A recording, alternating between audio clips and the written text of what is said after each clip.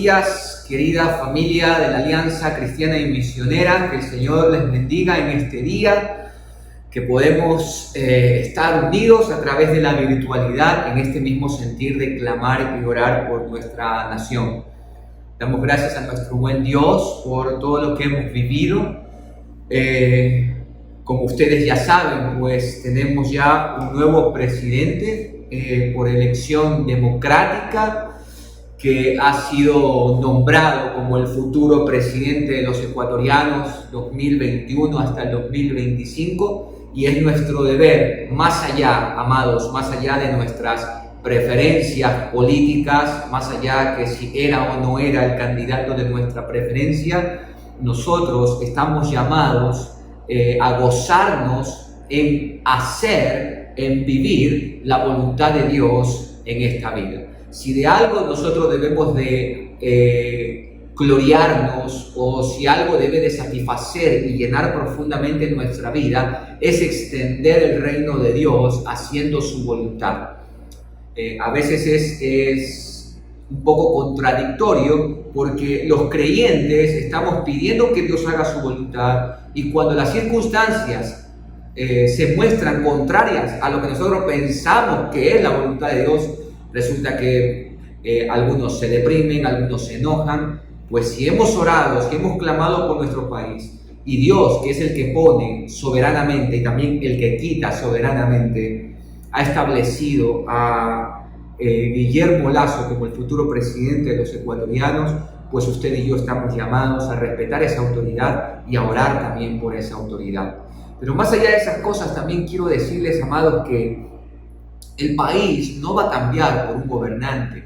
Las circunstancias no van a cambiar por un gobernante. Si bien es cierto, con su plan de gobierno puede crear un ambiente favorable para poder desarrollar el país, pero el país no cambiará hasta que en cada hogar nosotros que somos la luz y la sal del Ecuador, se levante un altar familiar y tengamos varones que sean reyes, sacerdotes y profetas en sus hogares, mujeres que sean ayuda idónea para sus esposos, ayudándoles a caminar fielmente y respetándolos. Entonces tendremos una generación que ame la justicia, que abrace la justicia, y que a través de la práctica de la justicia de Dios podamos tener paz.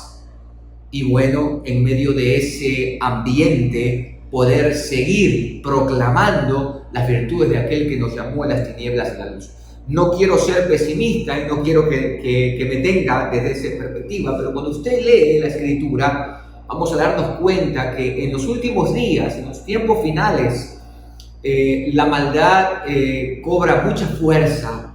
Las circunstancias, no solamente en la creación misma, sino a nivel social, a nivel moral, todo tiende más bien a corromperse más, e incluso a estar institucionalizado. Mire cómo nos presenta el libro de Apocalipsis esto de la gran ramera, ¿no? Y se toma la figura de Babilonia. Si ustedes estudian un poquito cómo era esta Babilonia, cuáles eran sus excesos y toda esta situación, va a darse cuenta a qué se refiere el libro de Apocalipsis, específicamente cuando habla de la gran ramera, y cómo vivimos tiempos de una profunda inmoralidad. Y ojo con esto, que es una inmoralidad institucionalizada, es decir, que la inmoralidad está siendo legalizada en las naciones, y muy pronto, la mayoría de naciones adoptarán las famosas agendas progresistas, ateas, marxistas, comunistas, totalmente contrarias a los principios establecidos en la palabra de Dios. Y en palabras de César Vidal, uno de los obstáculos que tienen estas agendas perversas es la familia y es la iglesia. Así que, amados, nosotros hemos de seguir permaneciendo fieles en la oración, hemos de seguir permaneciendo fieles al llamado que Dios nos ha hecho, cumpliendo con su voluntad, que de hecho es buena, agradable y perfecta. Y que Él nos dé el valor para mantener nuestras convicciones, cualquiera sean las circunstancias que nos toque vivir. en esta nación en la que Él nos ha puesto. Recordándoles a cada uno de ustedes que somos extranjeros y advenedizos, que nosotros caminamos hacia nuestra patria celestial y no estaremos saciados hasta que no estemos delante de nuestro Padre celestial adorándole, alabándole, exaltándole por toda la eternidad, cuando estemos cara a cara delante de Él. Mientras tanto, honremos su nombre, glorifiquemos su nombre, extendamos el reino de Dios en esta tierra y que, como dice la Escritura, cuando los no creyentes vean nuestras buenas obras, glorifiquen al Padre que está en los cielos. Así que, amados, ese es nuestro llamado y que esa sea nuestra primera prioridad en nuestra vida. Proclamar el Evangelio de Jesucristo, las virtudes de aquel que nos llamó de las tinieblas a la luz. Bien, en esta mañana vamos a tener el tiempo de la palabra. Les invito a abrir su Biblia en el libro de Éxodo, capítulo 14. Dice la palabra del Señor: habló el Señor a Moisés diciendo: di a los hijos de Israel que den la vuelta y acampen delante de Pi-Hahirot, entre Migdol y el mar, hacia Baal-Zephón. Delante de él acamparéis junto al mar. Porque Faraón dirá de los hijos de Israel: encerrados están en la tierra, el desierto los ha encerrado. Y yo endureceré el corazón de Faraón para que los siga, y seré glorificado en Faraón y en todo su ejército. Y sabrán los egipcios que yo soy el Señor. Y ellos lo hicieron así. Y fue dado aviso al rey de Egipto que el pueblo huía, y el corazón de Faraón y de sus siervos se volvió contra el pueblo, y dijeron: ¿cómo hemos hecho esto de haber dejado ir a Israel para que no nos sirva? Y unció su carro y tomó consigo su pueblo, y tomó 600 carros escogidos, y todos los carros de Egipto y los capitanes sobre ellos. Y endureció el Señor el corazón de Faraón, rey de Egipto, y él siguió a los hijos de Israel. Pero los hijos de Israel habían salido con mano poderosa. Siguiéndolos pues los egipcios con toda la caballería y carros de Faraón, su gente de a caballo y todo su ejército, los alcanzaron acampados junto al mar, al lado de Pi-Hahirot, delante de Baal-Zephón. Y cuando Faraón se hubo acercado, los hijos de Israel alzaron sus ojos, y aquí que los egipcios venían tras ellos. Por lo que los hijos de Israel temieron en gran manera y clamaron al Señor y dijeron a Moisés: ¿no había sepulcros en Egipto que nos has sacado para que muramos en el desierto? ¿Por qué has hecho así con nosotros que nos has sacado de Egipto?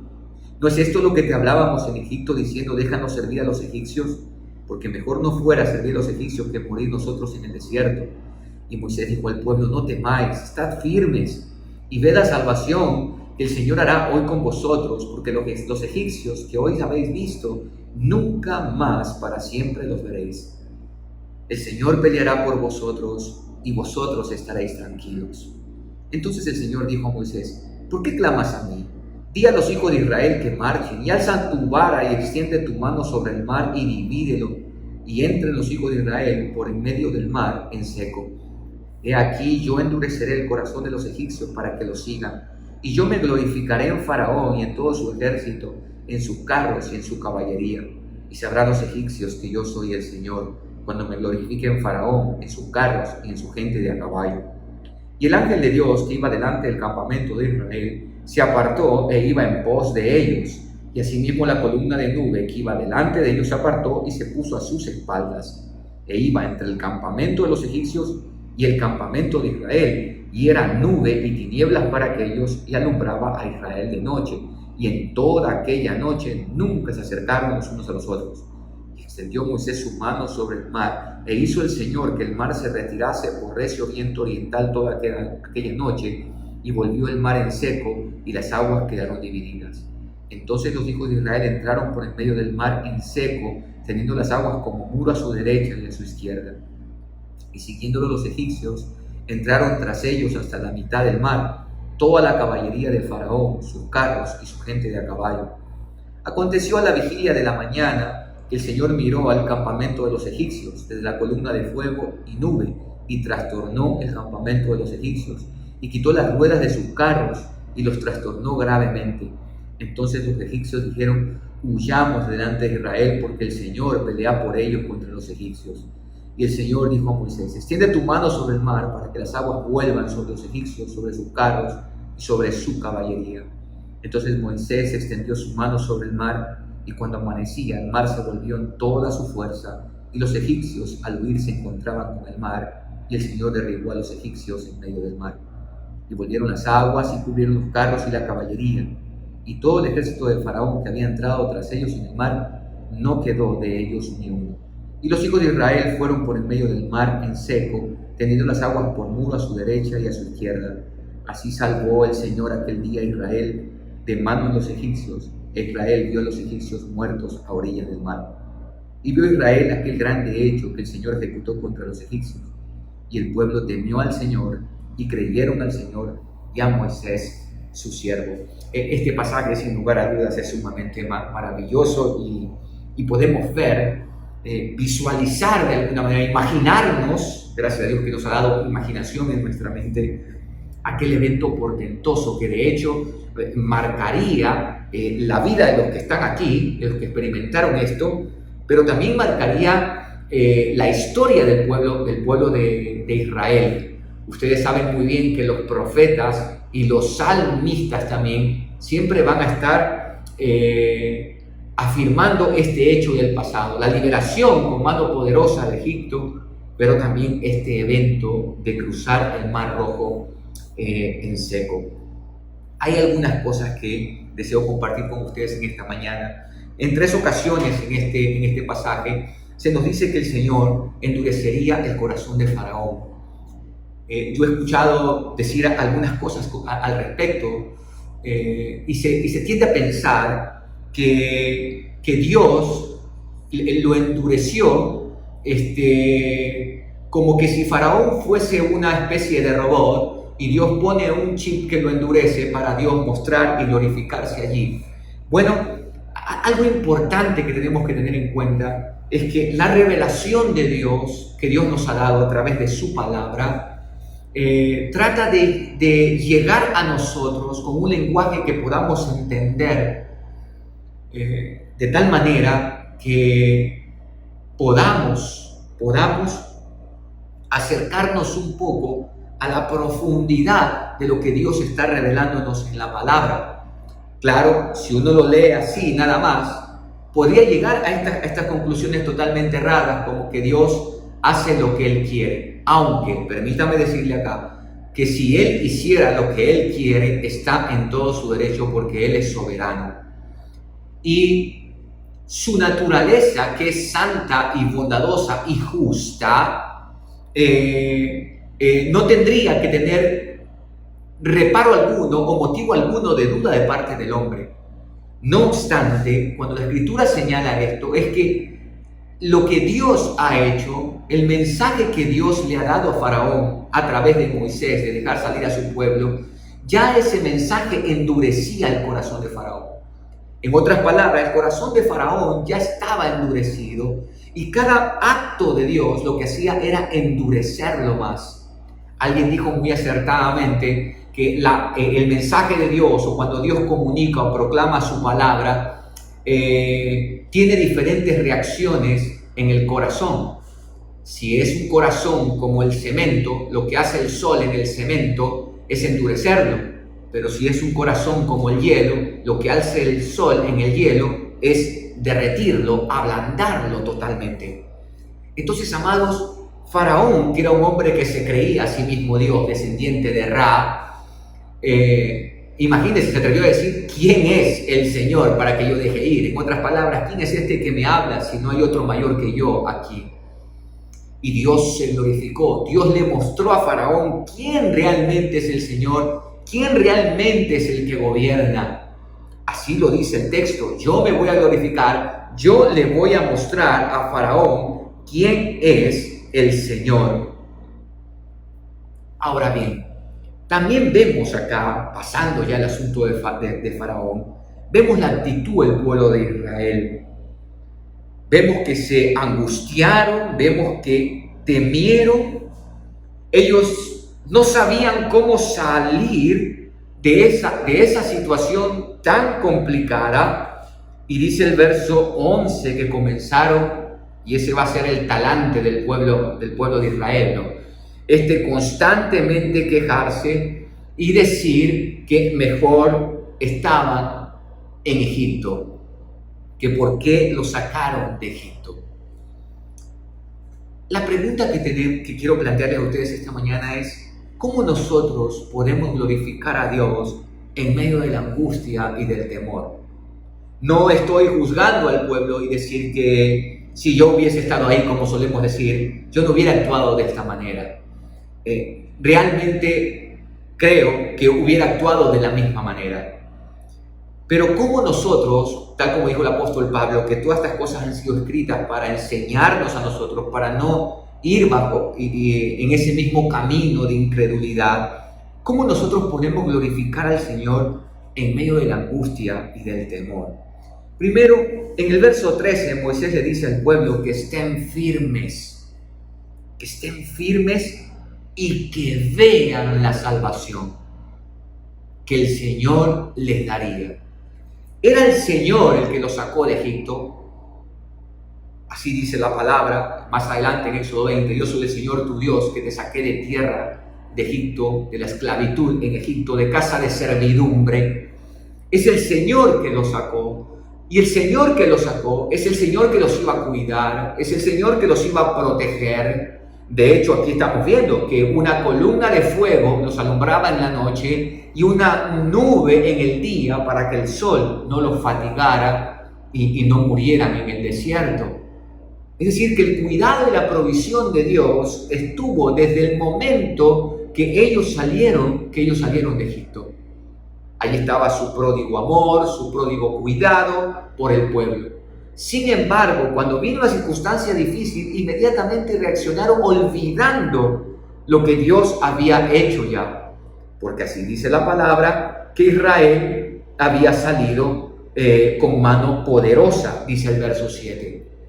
Moisés le insta al pueblo a estar firmes y a ver la salvación que Dios traería. Lo segundo que nosotros podemos hacer para glorificar a Dios en medio de la angustia y el temor es recordar lo que Dios hizo en el pasado. Yo le decía hace unos minutos que los profetas siempre están marcando el hecho de Dios glorificándose en Egipto. Siempre, constantemente están llamando la atención a ese hecho del pasado. En la cosmovisión hebrea, el pasado no es algo que está atrás, el pasado es algo que está delante. Usted se preguntará por qué. ¿Por qué ellos ven el pasado no como algo atrás, sino como algo delante? Porque el pasado siempre hay que tenerlo delante para poder tener confianza en las circunstancias del presente. Y eso es lo que hacen los profetas cuando hablan de esa liberación en Egipto. Es para que en el presente ellos recuerden todo lo que Dios ha hecho, de tal manera que confíen, se arrepientan y vuelvan a la ley. Cuando nosotros recordamos lo que Dios ha hecho en el pasado, eso nos brinda confianza, seguridad de las cosas que podamos vivir en este presente. Y eso nos fortalece, eso nos mantiene firmes, dicho sea de paso, y nos permite dar el siguiente paso. ¿Cuál es el siguiente paso? Avanzar en lo que Dios ha dispuesto. Mira el verso 15. El Señor le dice a Moisés: ¿por qué clamas a mí? Di a los hijos de Israel que marchen. Es decir, avancen. Y usted se puede preguntar, imagínese un mar, ¿no? La majestuosidad del mar, la grandeza del mar, y marche. Pero marche ¿sobre qué? Dice el verso 16: y alza tu vara y extiende tu mano sobre el mar y divídelo y entren los hijos de Israel por en medio del mar en seco. Hasta para Moisés esto era una prueba grandísima. Si bien es cierto, Moisés ha visto todo lo que Dios ha hecho en Egipto, y ahora lo que tiene que hacer es alzar su vara y ver cómo Dios obra de allí en adelante. ¿A dónde vamos con esto, amados? Lo único que nosotros tenemos que hacer es ejercer nuestra fe y avanzar en lo que Dios ha dispuesto. No permitamos que las circunstancias nos llenen de temor. Por supuesto, puede llenarnos de temor, pero no dejemos que el temor nos controle, porque el temor nos paraliza. El temor también nos hace desagradecidos. El temor no nos permite recordar lo que Dios ha hecho en el pasado y que el Dios del pasado es el mismo Dios del presente y es el mismo que será mañana. Ustedes y yo hemos vivido circunstancias difíciles. El mundo está viviendo circunstancias difíciles, pero Dios no ha perdido el control de lo que ha acontecido, lo que está aconteciendo en la humanidad. Dios sigue siendo Dios y Él es bueno. Tenemos que recordar lo que Dios ha hecho. Tenemos que recordar no solamente estos eventos portentosos, sino que tenemos que recordar aquello que hace unas semanas atrás estábamos recordando, la muerte de Jesús en la cruz para nuestra salvación, y que resucitó al tercer día y que nos ha prometido volver, y así como todo se ha cumplido, todo se cumplirá, porque Dios es fiel.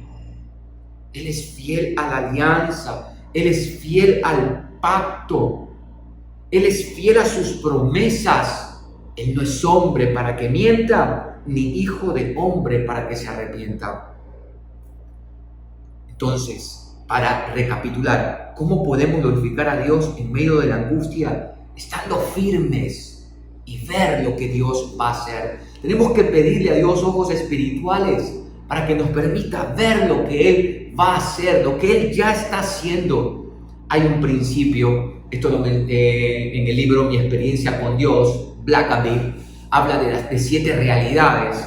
Y la primera realidad es que Dios siempre está obrando alrededor de mí. Y la segunda realidad es que Dios está invitándonos a unirnos a su obra. Así es, amados. No es que Dios está pidiendo que hagamos su obra. Él está invitándonos a nosotros a unirnos a su obra. Por eso podemos estar firmes y ver. Tenemos que pedir a Dios la sabiduría, el discernimiento, ojos espirituales para ver, oídos espirituales para escuchar su voz, de tal manera de confiar. Segundo lugar, tenemos que recordar lo que Dios ha hecho. No olvides lo que Dios ha hecho por ti en el pasado.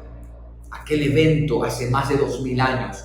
Pero no solamente eso, ayer nos dio vida, ayer nos proveyó, ayer nos cuidó.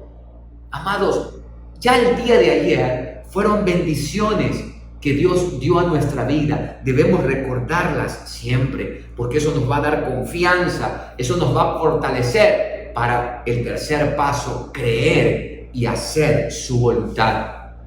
Cada uno de nosotros quiere hacer su propia voluntad. Muchas veces pensamos que la voluntad nuestra es mejor en base a la premura. Nos cuesta esperar, nos cuesta decir, no, ¿cómo Dios me está pidiendo dar este paso? Moisés pudo haber dicho, ¿qué? Solamente extiendo la vara y nada más. No, Señor, no creo que sea esto. Por favor, dime qué realmente hay que hacer, para dónde huimos, para dónde corremos. No, amado, la dirección de Dios, por más loca que pueda ser, ¿no? Por más loca que pueda parecer, recuerde que decía el apóstol Pablo que la locura de Dios es más sabia que toda la sabiduría de este mundo. Así que, amados, cuando Dios nos pide hacer algo, cuando Dios nos manda hacer algo, cuando Dios nos manda a poner la otra mejilla, cuando Dios nos manda a llevar la carga por una segunda milla, cuando Dios nos manda a perdonar, cuando Dios nos manda a hacer el bien a los que nos hacen el mal, Dios no se equivoca absolutamente en nada. Tenemos que creer, porque si Él lo dice es porque realmente eso funciona. Tenemos que estar dispuestos a dar el siguiente paso, y Dios se glorificará en nuestra fe. Mira, más adelante ellos creyeron, y todo lo que sucedió en el ejército de Faraón, no importa cuán grande, cuán dura sean las circunstancias que se avecinan, Dios es el que se glorificará. Él es el gran vencedor de la historia. Mañana más tarde, cuando tú y yo nos enfrentemos, tengamos que enfrentarnos, o quizás tú estás enfrentando ahora momentos de dificultad, momentos de una situación tan apremiante como esta, no te preguntes cómo puedo salir de esta situación. Más bien pregúntate cómo puedo glorificar a Dios en medio de esta situación. Sí, porque no se trata de salir de un problema, sino que teniendo en cuenta que Dios es soberano y que somos sus hijos y que Él es el que ha permitido esta circunstancia en nuestra vida, en lugar de querer salir de esa situación, es preguntarle a Dios, ¿cómo puedo glorificarte en medio de esta situación? Y cuando nosotros nos abandonamos, nos rendimos a su voluntad, amados, lo que vamos a conseguir es lo siguiente, el verso 31. Y vio Israel aquel grande hecho que el Señor ejecutó contra los egipcios, y el pueblo temió y creyeron al Señor. Cuando la gente vea nuestras buenas obras, cuando la gente vea nuestra fe, glorificará al Padre que está en los cielos. Yo siempre me cuestiono, verá, esta parte. Yo creo firmemente que una de las grandes debilidades que nosotros tenemos ahora es que vemos la vida cristiana como algo en que, voy a ponerle una ilustración, vemos la vida cristiana como una barca que va a contracorriente. Imagínense cómo es una barca que va a contracorriente, ¿no? Usted no puede hacer mucho, ¿no? Con unos remitos a contracorriente. Tarde o temprano usted se va a cansar, sus fuerzas irán menguando y por lo tanto ya no podrá seguir y será arrastrado por la corriente. Otros ven la vida cristiana como un velero. No sé cuántos de ustedes han tenido la experiencia de andar en un velero. El velero es llevado por los vientos. Los vientos son los que lo ayudan a moverse y se mueve de acuerdo si el viento va al norte, va al sur o en cualquier otra dirección. La vida cristiana no es ni como una barca con remos, ni tampoco es como un velero. La vida cristiana es una barca, pero con motor a babor, con motor fuera de borda. No sé cuántos de ustedes han tenido la experiencia de andar en una barca con un motor fuera de borda, en esos motores Johnson, o en un jet ski, ¿sí? Las motos acuáticas. No hay nada que la detenga porque el motor la mueve. Nuestra vida cristiana es así porque el poder de Dios está en nosotros. Y no importa las circunstancias que vivamos, no importa los vientos que se puedan presentar, nosotros avanzamos porque Él es el que pelea por nosotros, amados. Él es el que pelea por nosotros. Así que tengamos plenamente confianza en Él, creyendo, estando firmes y ver lo que Él va a hacer. A Él sea siempre la gloria y la honra. Vamos a orar. Padre, muchas gracias te damos por tu palabra, por darnos este espacio, este tiempo de reflexión, de meditar en tus hechos para poder tener confianza en nuestro presente. Muchos de mis hermanos que se reúnen día tras día a orar, a clamar, tienen necesidades, experimentan circunstancias difíciles. No sé cuántos de ellos han perdido sus trabajos. No sé cuántos de ellos estarán pasando por circunstancias muy dolorosas. No sé si han perdido un familiar. No sé si tendrán familiares que estarán internados y con esta ausencia de insumos, con esta crisis sanitaria que estamos viviendo, con toda la corrupción reinante en el país, tememos, nos angustiamos, no podemos visualizar nada.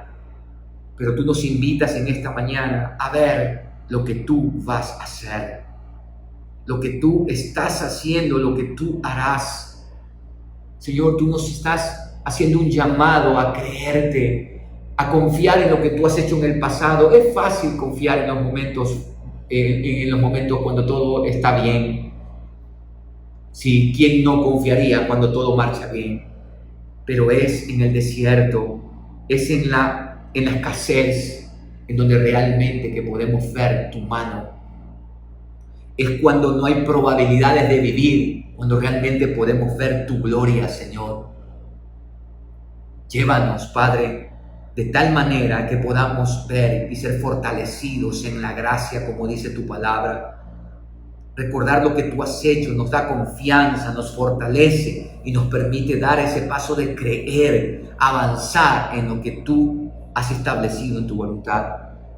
De esa manera, entonces, los que están a nuestro alrededor, nuestra familia, nuestra comunidad, verán, creerán y te temerán, Señor. Gracias, Padre, por este día. Gracias por tus bendiciones. Gracias por tu palabra. Gracias, Señor, por pelear la batalla por nosotros. Gracias por darnos tu espíritu para vivir una vida de poder, de amor, como dice tu palabra, y de dominio propio. Bendito sea tu nombre en Cristo Jesús. Amén y amén.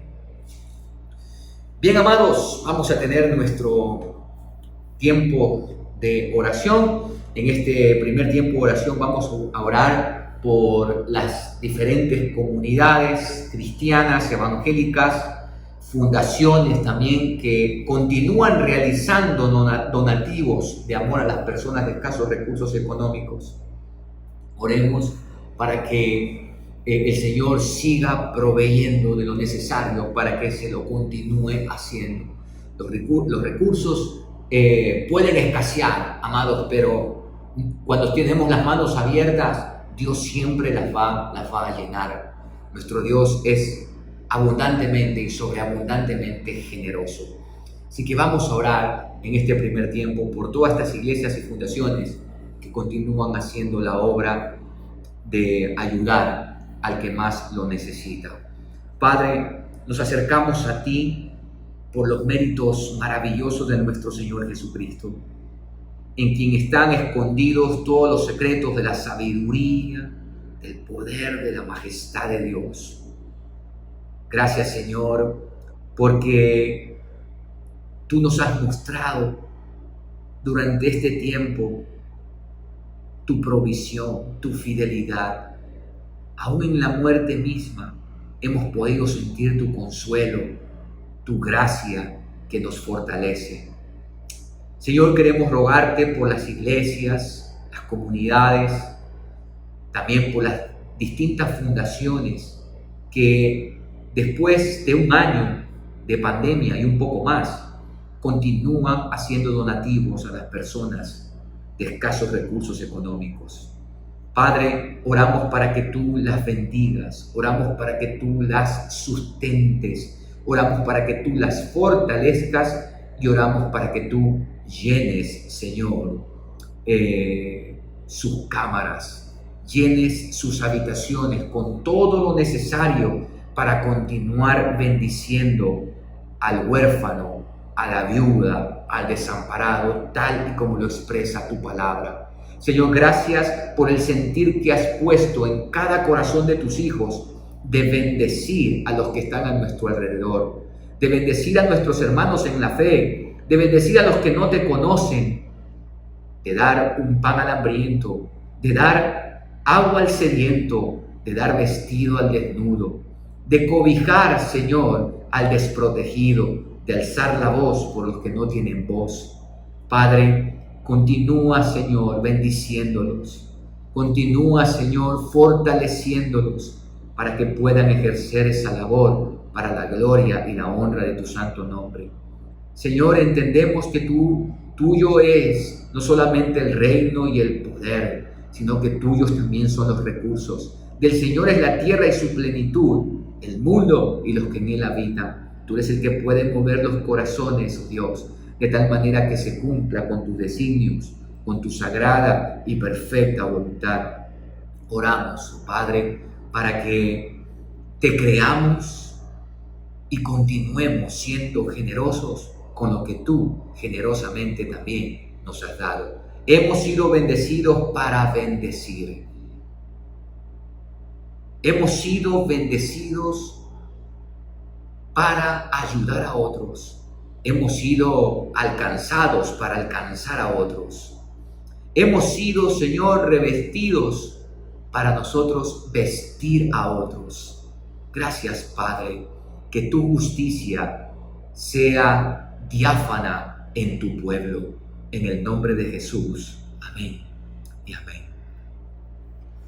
Amados, ahora oremos por todos los enfermos que permanecen en las salas de cuidado intensivo de los diferentes hospitales del país, aprovechando también, porque valga la oportunidad. Ustedes saben que estamos viviendo tiempos muy tristes en esta que le llaman segunda o tercera ola, ya no sé cuántas olas, hermanos. Lo que sí es cierto es que las áreas de terapia intensiva ya no se dan abasto, no hay camas disponibles, es muy triste la situación y hay que ser coherentes. Si estamos hablando de esto, si estamos orando, vamos a orar por los enfermos, amados, por favor, seamos coherentes y en la medida de las posibilidades, cuidémonos, no salgamos, no estemos en lugares donde hay demasiadas personas. Yo realmente, a mí me da mucha tristeza. El día domingo al finalizar las elecciones, di gracias a Dios primeramente porque como en ningún otro momento de lo que yo conozco de la historia, vi a un candidato, al candidato Andrés Arauz, aceptar la derrota. Eso, hermanos, solamente yo puedo agradecer al Señor realmente. Y me gustó incluso su discurso de aunar esfuerzos para poder salir adelante todos los ecuatorianos. Y eso es lo que se requiere. Me agradó escuchar al presidente electo decir que pide sabiduría a Dios para dirigir esta nación. Esa es una buena decisión y una muy buena petición, si procede, por supuesto, del corazón. Todo gobernante requiere de la sabiduría divina para poder establecer justicia en una nación. Decía, creo que esto lo mencionó, no sé si Abraham Lincoln o George Washington, uno de los dos mencionó que es imposible gobernar sin Dios y la Biblia. Pero en esos meetings que hicieron, esas sus palabras, había demasiada gente. Yo realmente me hubiese gustado profundamente que ellos se hubiesen quedado en sus casas y desde allí, con todos los medios, como lo estamos haciendo nosotros.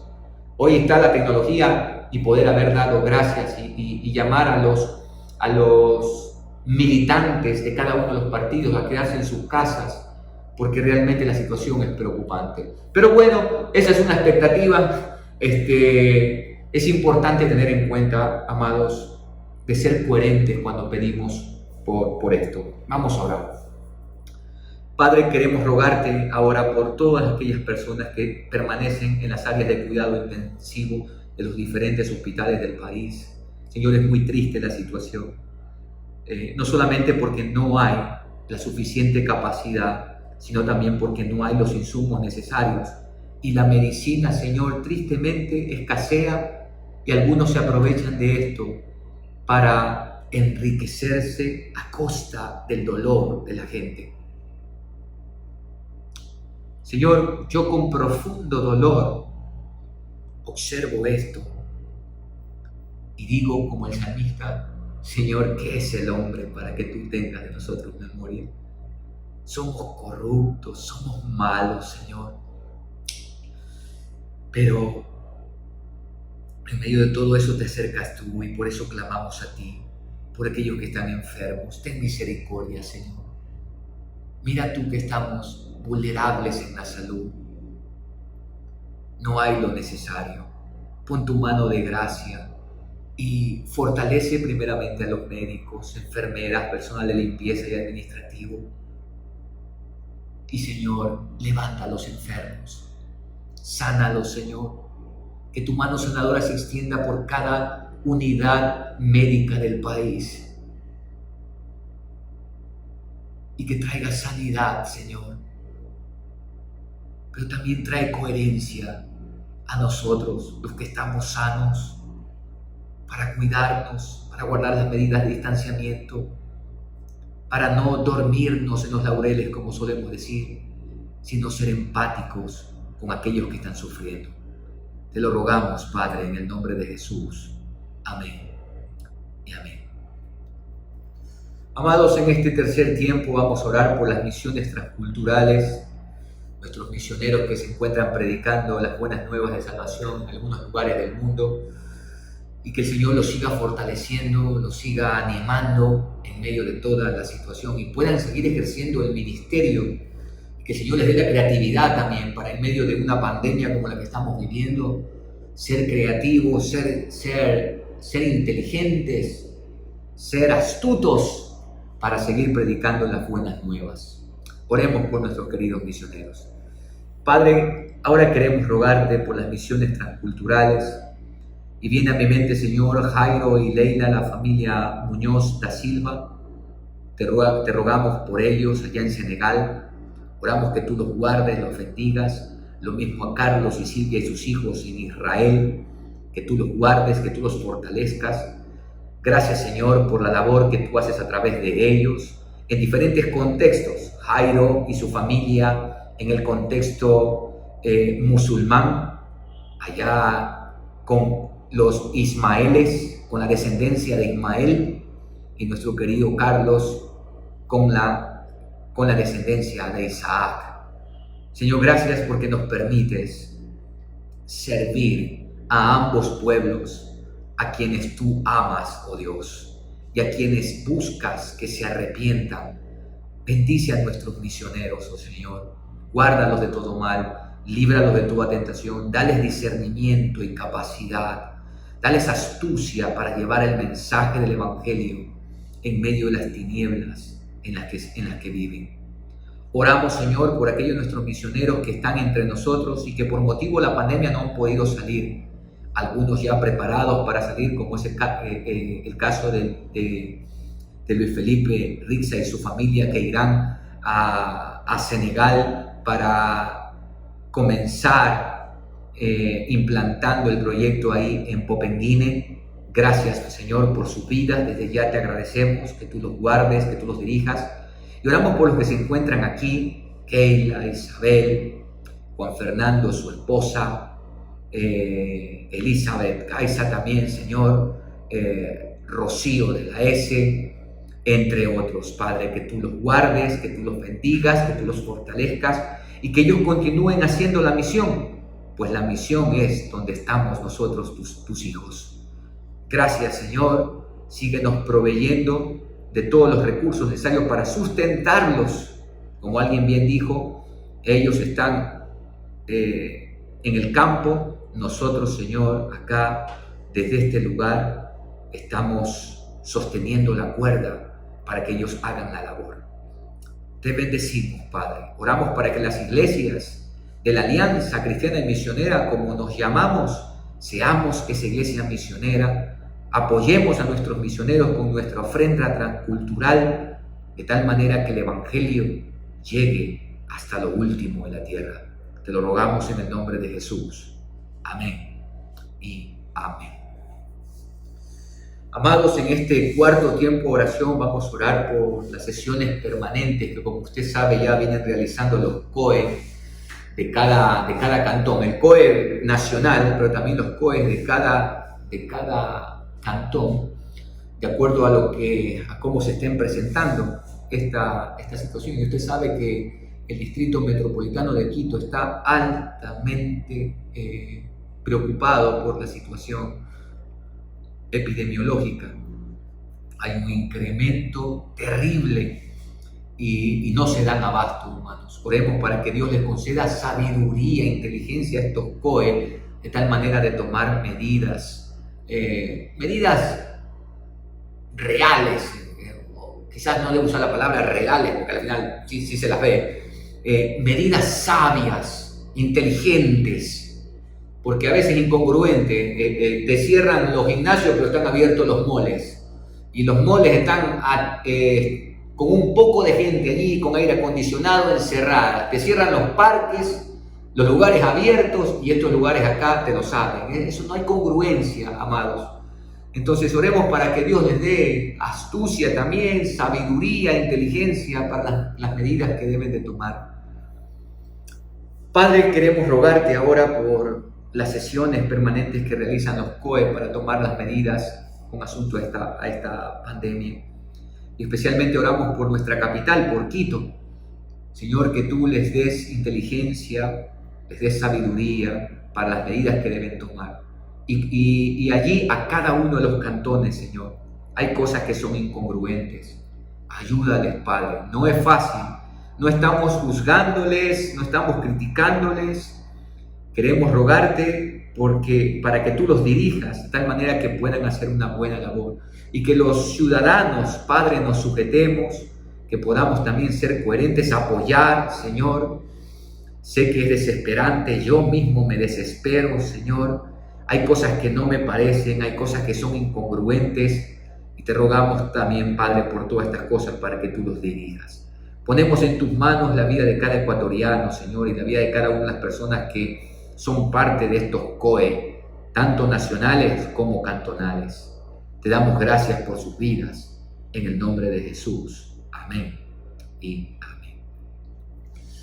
Y hermanos, por último, en este último tiempo de oración, vamos a orar por todo el liderazgo cristiano que en medio de esta pandemia hemos brindado múltiples consejerías en medio de todas las situaciones difíciles.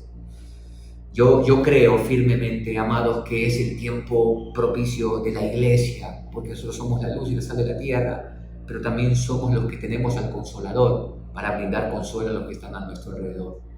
Nosotros tenemos la palabra profética más segura, así que es la que les puede dar guía a aquellos que permanecen en la oscuridad. Vamos a orar por todos aquellos consejeros, por toda la iglesia que brinda su asistencia en medio de estos momentos. Señor, ahora queremos pedirte por la iglesia, por todo el liderazgo cristiano, que conforme a la multiforme gracia tuya, se mueve y brinda ayuda en diferentes situaciones.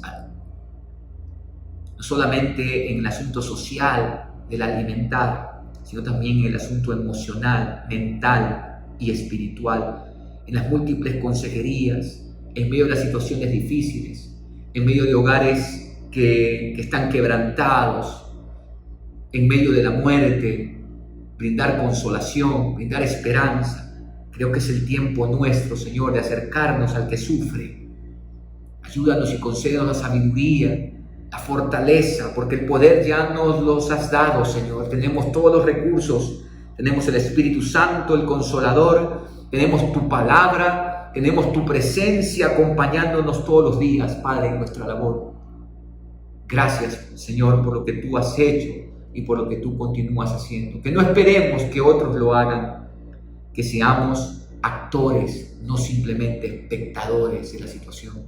Y cada hijo tuyo, como piedra viva, tiene todos los recursos para hacer luz y sal en medio del lugar donde ellos están.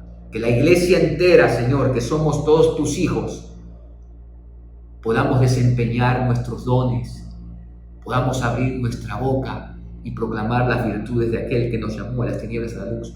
Proclamar tu palabra que da esperanza, que da vida, tu palabra que transforma. Señor, que no nos avergoncemos de tu palabra y que la prediquemos y la proclamemos con nuestra boca y sobre todas las cosas con nuestra vida. Gracias, Padre, por todo esto en el nombre de Jesús. Amén y amén. Que el Señor les bendiga, amados hermanos. Cuídense, no olviden, cuiden de los suyos, confíen en el Señor y no olviden que en medio de la situación difícil en la que sea que te puedas encontrar, no le preguntes a Dios cómo salir de esta situación. Pregúntale al Señor, ¿cómo puedo glorificarte a ti a través de esta situación? Que el Señor los guarde y los bendiga, que el Señor haga resplandecer su rostro sobre ustedes, que el Señor ponga en ustedes paz y el Señor les dé aliento y fortaleza para cumplir con su voluntad. Bendiciones.